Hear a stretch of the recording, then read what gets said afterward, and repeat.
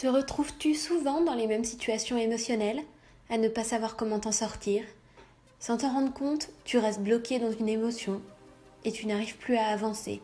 Tu es paralysé dans cet état négatif. Est-ce que ça t'arrive? Si oui, je te propose un exercice pour améliorer ton état, étape par étape, et devenir zen comme Abby.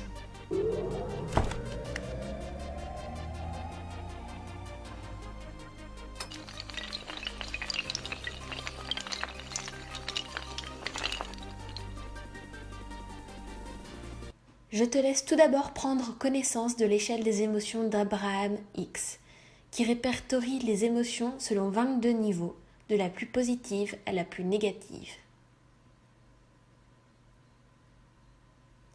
En tout premier, à chaque fois que tu ressens une émotion avec laquelle tu es inconfortable, jette un œil à cette liste.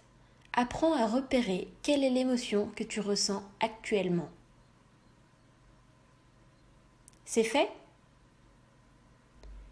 Une fois l'émotion repérée, l'exercice va consister à trouver une pensée qui te permet de ressentir une émotion un peu moins négative que celle que tu ressens actuellement. Par exemple, si tu ressens de la jalousie, le but va être d'arriver à ressentir de la haine.